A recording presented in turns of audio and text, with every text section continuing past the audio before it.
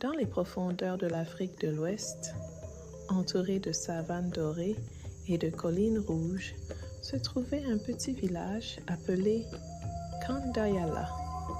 Le village était simple mais vivant.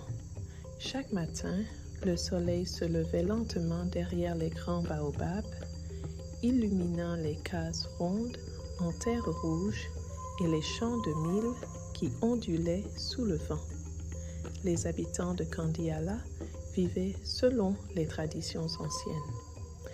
Les anciens racontaient que les esprits des ancêtres veillaient sur le village et que la terre elle-même gardait la mémoire du passé. Au centre du village se dressait un immense arbre, un baobab gigantesque que tout le monde appelait le baobab sacré. Personne ne connaissait son âge. Les anciens disaient qu'il était là bien avant leur grand-père et que ses racines plongeaient si profondément dans la terre qu'elles touchaient le monde des esprits. Chaque pleine lune, les anciens se réunissaient sous ces branches pour prier et demander la protection du village. Mais il existait une règle très stricte. Personne ne devait jamais creuser près du baobab.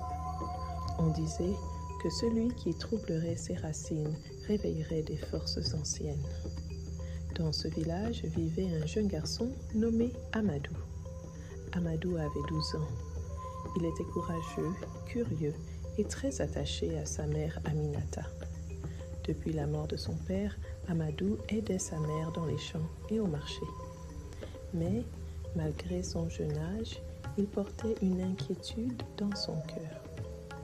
Sa mère était malade. Depuis plusieurs semaines, elle toussait et devenait de plus en plus faible. Les guérisseurs du village avaient essayé des plantes et des remèdes, mais rien ne semblait fonctionner.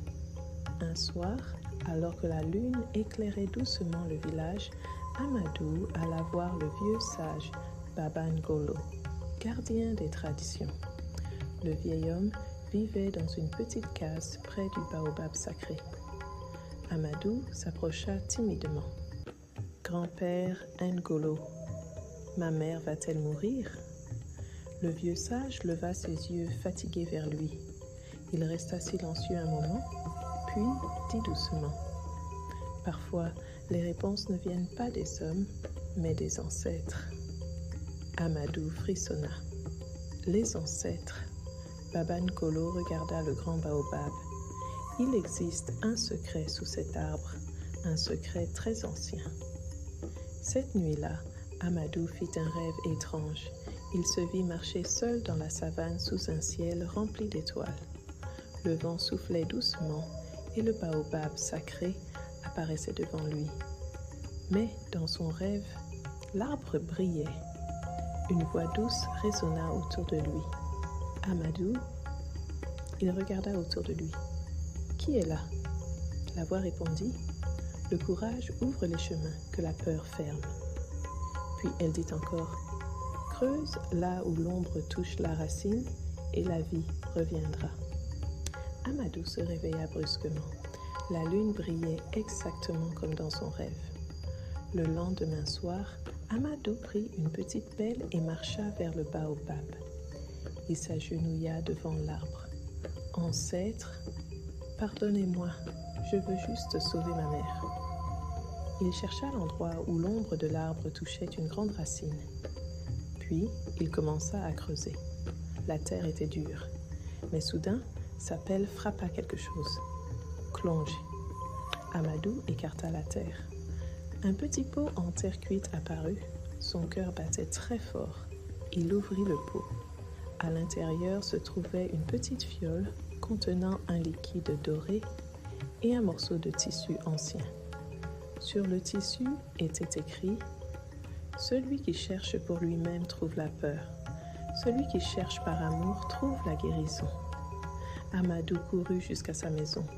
Il donna quelques gouttes du liquide à sa mère. La nuit passa lentement. Puis, au lever du soleil, Aminata ouvrit les yeux.